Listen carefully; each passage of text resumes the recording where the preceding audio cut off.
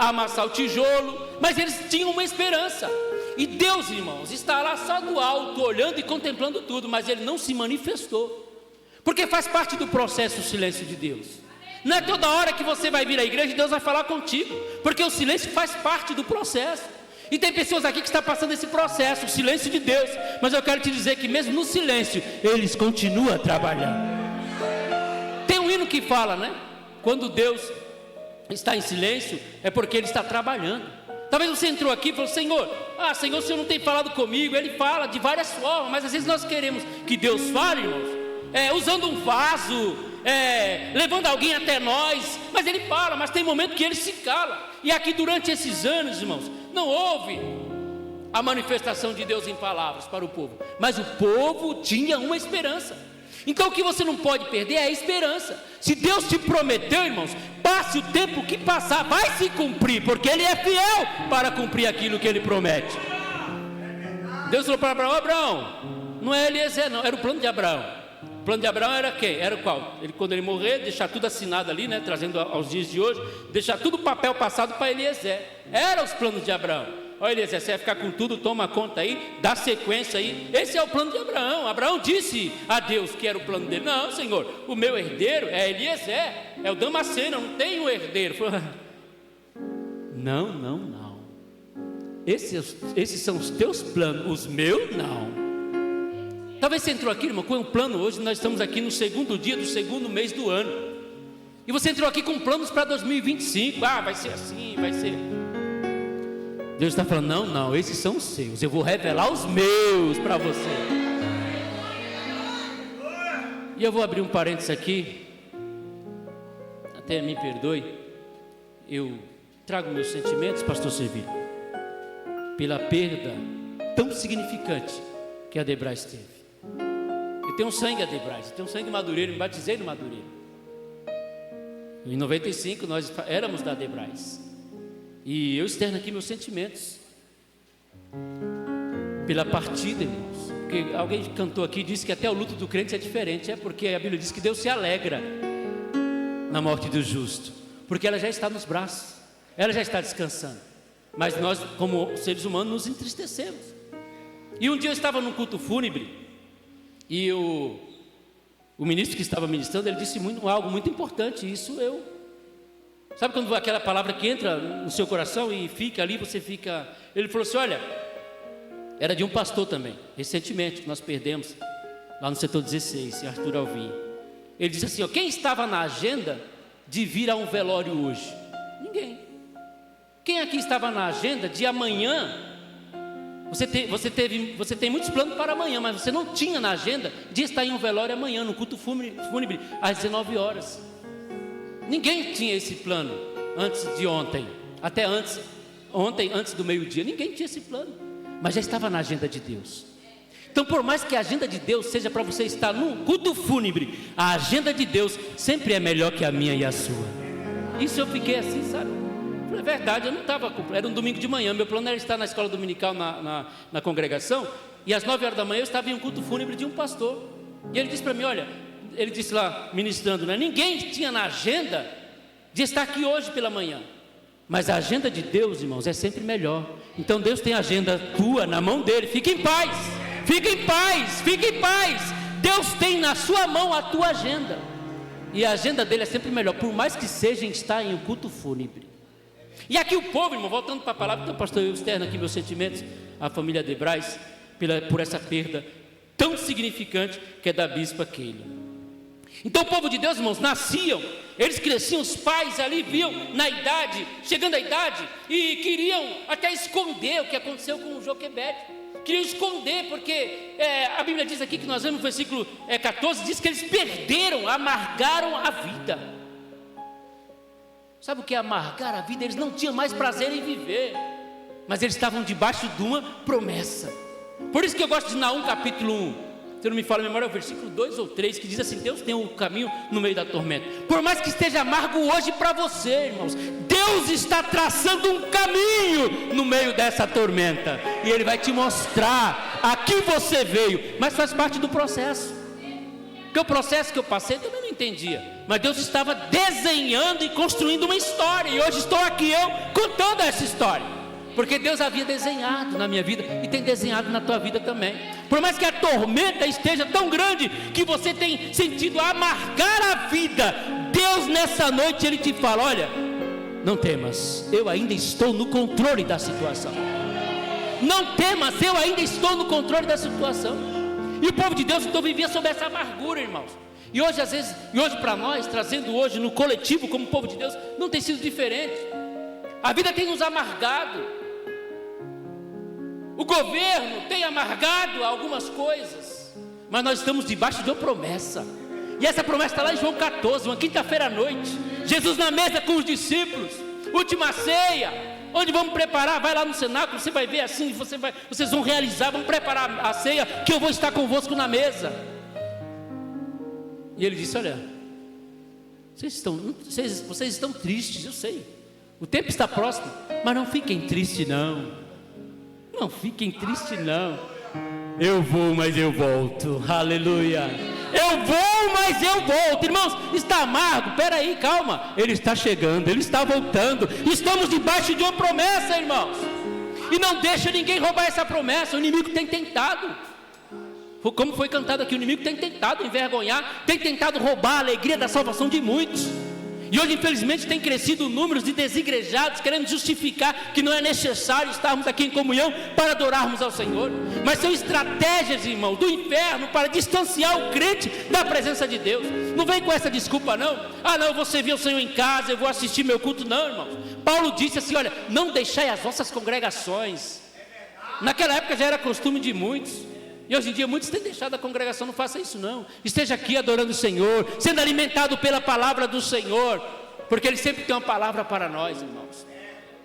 E aqui, irmãos, quando o faraó decide isso, eles começaram a afligir o povo, mas a Bíblia diz aqui no versículo 12, que quanto mais afligiam, tanto mais se multiplicavam. O faraó não estava entendendo, porque quando ele armava uma estratégia aqui, nascia mais 1000 ali. Quando ele armava outra estratégia, criava outra estratégia, chamava seus conselheiros, os serviçais, né, os capatazes, os líderes do serviço, falou assim: olha, aumenta agora isso aqui. Falou: nós aumentamos, mas espera aí, aumentou. O povo só aumentava, não adiantava ele colocar os seus planos em ação para que o povo de Deus não crescesse, porque não adianta, irmãos. Jesus até falou: olha, as portas do inferno pode até se levantar, mas prevalecer não, vão se levantar, mas para prevalecer não, porque essa igreja tem dono, essa igreja tem dono, e é o general de guerra, o Senhor da batalha, aquele que nunca perdeu e nem vai perder uma batalha, vai se levantar. Estamos vivendo aí, estamos vendo cada dia, o levante das portas do inferno, irmão. Mas a igreja vai continuar marchando, a igreja vai continuar avançando e crescendo, porque quem garante é o dono da igreja. Irmão, não adianta, o inimigo pode armar laços, vai tentar te envergonhar, mas não vai prevalecer não. E aqui, irmão, dentro desse texto, nós vemos que ali o povo clamou ao Senhor. Então eles clamaram, como que lembraram: peraí, calma, não vamos se desesperar não, temos uma promessa. Lembraram, temos uma promessa. Será que você se esqueceu que você tem uma promessa? Será que você se esqueceu daquilo que Deus te prometeu? Prometeu para a igreja dele, prometeu para você no individual. Será que você esqueceu? E está deixando a vida ser amarga? Mas nessa noite, como eu disse, Deus me trouxe aqui para te lembrar disso. Tem uma promessa, tem uma promessa, tem uma promessa ainda, irmãos. Não está quem disse que está tudo perdido, tem uma promessa. Aí aqui no capítulo de número 2, no 3, é o que me chama a atenção, fazer um paralelo aqui rapidamente e já ir para a conclusão. Êxodo capítulo 3, quando tudo parecia perdido, não tinha mais esperança, não tinha. Os filhos nasciam, tinham que ir mesmo para a obra, tinham que ir trabalhar para Faraó, e os pais ali entristecidos, alguns até perderam a esperança. Não vou dizer que não perderam, que teve israelitas que perderam a esperança, talvez olhavam para os seus pais: cadê a promessa? Cadê as promessas? Aí de repente, irmãos, no Êxodo capítulo 3 e o versículo 7, olha o que diz aí, Êxodo capítulo 3 e o versículo 7: e disse o Senhor: tenho visto a tentação atentamente a aflição do meu povo que está no Egito, e tenho ouvido o seu clamor por causa dos seus exatores, porque conheci as suas dores. Eu vou parar nesse aqui, mas vou ler o 8. Porque, irmãos, Deus ele chama Moisés. Interessante que Deus, irmão, Deus não, o calendário de Deus, irmãos, é tão interessante que parece que para nós ele sempre trabalha com atraso, né? Parece que sempre trabalha com atraso. Marta e Maria desesperado, manda um mensageiro chamar Jesus. Eu gosto muito dessa passagem quando fala do tempo de Deus. E Marta e Maria falaram: você vai lá, vai chamar Jesus, Lázaro está enfermo, Jesus é nosso amigo, ele vai vir na hora. Aí de repente o mensageiro vai, caminho de um sábado, passou lá uns dias, voltou. E para surpresa de Marta e Maria, quando o mensageiro está vindo, elas nem querem enxergar. Não tinha óculos, mas se tivesse, ela tira. Não, peraí. Ô Marta, você está vendo ali? Não estou vendo, Maria. Só está o mensageiro vindo sozinho. Não, que isso? Não. Jesus deve estar atrás lá. Vê se não é Jesus que está do lado lá. Não, Maria, Jesus não está vindo não. Não acredito. Jesus não está vindo não. Ele está vindo sozinho. O mensageiro foi e voltou sozinho. Isso fala do tempo de Deus, irmãos. Porque Marta e Maria queriam que Jesus viesse com um mensageiro. Esse foi o plano. Quando eles chamaram o mensageiro para buscar Jesus, na mente delas, Jesus vai vir na hora. Jesus vai te ouvir de pronto e falar: para tudo, discípulos, para tudo aí, vamos para Betânia. Não, mas não é assim. Marta e Maria esperavam, irmãos, uma cura, mas Jesus tinha ressurreição para elas. Não é assim do jeito que você está pensando: Senhor, chegou já 2025. Me desculpa a expressão. E daí? Senhor, segundo mês já, Senhor, nada. E daí? Marta e Maria esperavam o milagre da cura, mas Jesus tinha ressurreição para ela. Eu não sei o que você está esperando, mas o que Deus tem para você é muito maior daquilo que você está esperando. Apenas você precisa crer. 4 dias se passaram, não tinha mais jeito. 4 dias se passaram. Quando Jesus chegou lá, os irmãos conhecem a história, e eu vou correr aqui e voltar para o versículo 7. Moisés, eu tenho visto atentamente a aflição do meu povo que está no Egito, e tenho ouvido. Irmãos, Moisés me escreveu aqui isso de uma forma redundante: visto e ouvido. Não, é uma mensagem que está nos trazendo aqui, irmãos. Quantas vezes você, até mesmo hoje, você orou e disse: Senhor, o Senhor não está vendo não? Senhor, o Senhor não tem ouvido não? Ele está dizendo nesta noite para você, e a palavra de Deus tem endereço certo, irmão. Ele está dizendo para você: olha, eu apenas não estou vendo, eu apenas não estou ouvindo, eu estou ouvindo e vendo atentamente. Isso aqui traz um mistério. Isso aqui traz um mistério quando diz que Deus está vendo atentamente. Um dia eu estava ministrando e lembrei, citei esse versículo e lembrei: pastor Servilho, as mulheres elas são expert nisso. Quando você chega da igreja, às vezes assim, a esposa fala: amor, você viu o vestido de fulano? Eu falei: eu vi. Que lindo, né? Você viu quantos botões tem? Eu falei: não vou reparar para botão. É um exemplo aqui. Mas a mulher observa. Você viu o tom? O tom daquele vestido? Que bonito, é verde. Você vê. Não, mas aquele tom lá. Não percebi não. Por quê? Porque você não percebeu atentamente. Você não viu os detalhes. E o que Deus está dizendo para você, irmãos, é que nada está passando diante dos olhos dele. Ele está vendo atentamente aquilo que você tem passado, e ele vai chegar com a bênção, irmão. Tem coisa que passa desapercebido para nós. Eu vi, mas você não viu atentamente. Você não viu os detalhes. Se perguntar aqui lá em casa depois, agora que eu vou me atentar. Se perguntasse qual era a cor da gravata do pastor, não, agora que eu estou me atentando ali. Gravata bonita, como diz, nem Salomão, né, tinha. Aí, irmãos, ou seja, é você atentar aos detalhes. E é isso que Deus está falando para Moisés. Moisés, olha, eu tenho visto atentamente, Moisés. Eu vi cada gemido, eu vi cada lágrima, eu vi cada situação, eu percebi. E aqui, irmãos, eu contextualizo e trago a realidade de hoje, que Deus está te vendo atentamente. Nada passa dos olhos dele, irmão. E o resultado disso é só ver e só ouvir? Não. O resultado está no versículo 8. O resultado está no capítulo 8. Aí ele diz assim: portanto, por causa disso, porque eu vi e ouvi atentamente, Moisés, sabe o que eu fiz? Eu desci para livrá-lo. Irmão. Espera mais um pouquinho. Talvez você entrou aqui desanimado. Senhor, não dá mais, Senhor. O Senhor não está vendo. Ele está vendo atentamente, mas o tempo seu não é o tempo dele. Você pode esperar uma cura. Deus traz ressurreição para você, porque o que Ele tem para você é muito maior, é muito maior. Então, meu povo ali, Deus levanta um libertador. 80 anos, irmãos, se passam, e Deus no tempo dele, irmãos. Moisés com 40 anos sai do Egito, vai para as terras do seu sogro. Depois de 40 anos volta, e Deus começa a cumprir o plano dele na vida do povo de Israel.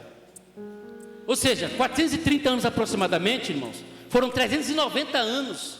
Deus só se manifestou nos últimos 40 anos, trazendo providência para eles. Mas ele estava vendo atentamente, irmãos. Não vou dizer que você vai esperar 390 anos, não, mas espere no tempo do Senhor. Não se precipite, espere no tempo do Senhor. E Deus desceu. Portanto, desci para livrá-lo da mão dos egípcios, e para fazê-lo subir daquela terra a uma terra boa e larga, a uma terra que mana leite e mel, ao lugar do cananeu, do eteu, do amorreu, do ferezeu, do heveu e do jebuseu. Quando ele trazer a vitória, vai ser completa, irmãos, porque ele não dá nada por completo. Ele não dá nada por completo, por incompleto, ele dá completo. Aquele que começou a obra, ele vai terminar, ele vai aperfeiçoando, irmãos. Então fique em paz, fique em paz. Não é uma palavra avivalista, não é esse o meu chamado, mas é uma palavra de conselho para você. E eu termino com outro versículo, irmãos, que está em Números, no capítulo de número 26, e o versículo de número 59. 26 e 59, para você ver o que Deus faz, irmãos. Olha só, e o nome da mulher de Anrão foi Joquebede, filha de Levi, o qual nasceu a Levi no Egito. E esta a Anrão gerou Arão e Moisés e Miriam, sua irmã. Quando eu me deparei com esse versículo, irmãos, eu parei, o Senhor começou a ministrar algumas coisas no meu coração. Estava tudo indo, irmãos, o povo amargo, o povo sem esperança, e de repente Joquebede nasce no Egito, no meio do caos. No meio do caos nasce a mãe do libertador, e tudo continua normal. Mas Deus, no meio do caos, já tinha separado alguém para ser o agente de milagre, no meio do caos. E Joquebede nasce e gera a Moisés e Arão, os quais foram o libertador. Mas Deus ainda espera 80 anos, irmãos. O que eu quero te dizer aqui dentro desse versículo, irmãos, que não importa de que família você veio, não importa a situação que você está, não importa o que você está passando, você vai ser o agente de milagre, que vai fazer a diferença na situação que você está passando, vai fazer a diferença na tua família, na tua igreja, na tua comunidade, no teu trabalho, porque no meio do caos, Deus provê alguém que se levanta e age e prevalece aquilo que Deus determinou, porque foi no meio do caos que Joquebede nasceu. Mas para muitos era uma menina comum, era uma mulher comum, mas no meio do caos Deus traz Joquebede, nasce no Egito. Na situação que eles estavam vivendo, tem Joquebede está nascendo aqui no meio da igreja. Tem Joquebede que está nascendo no meio da tua família. Você pode não perceber, mas no tempo de Deus, Deus vai falar: ó, lembra? Eu vi e ouvi atentamente, desci para livrá-lo, mas dentro do caos, dentro da tormenta, eu já tinha um caminho escrito para você. Não está perdido não, irmãos, nós temos uma promessa. Não deixe o inimigo roubar esta promessa do teu coração. Não deixe. Sai daqui hoje, nesse segundo dia do segundo mês do ano de 2025, crendo que o caos pode estar aí. Pode estar vivendo o caos na tua família, mas você vai ser Joquebede no meio dela. Você vai ser o gerador do milagre. Você vai ser o gerador do milagre, porque Deus, Ele tem seus caminhos, irmãos, e os caminhos dele são perfeitos. Amém? Quantos recebem essa palavra? Uma palavra simples, irmãos, uma palavra de conselho de um pastor, de um simples pastor, mas que Deus preparou essa noite para dizer isso para você. Amargaram perderam a alegria de viver, mas Deus não deixou passar nenhum detalhe. Ele está contemplando tudo. Quantos podem dizer amém? Pastor, Deus abençoe. Muito obrigado por essa oportunidade. Do que o Senhor falou, eu passei 2 minutos, me perdoe. Pastor de igreja sabe como que é a dificuldade. Deus abençoe. Obrigado pela oportunidade. Aqui só obedece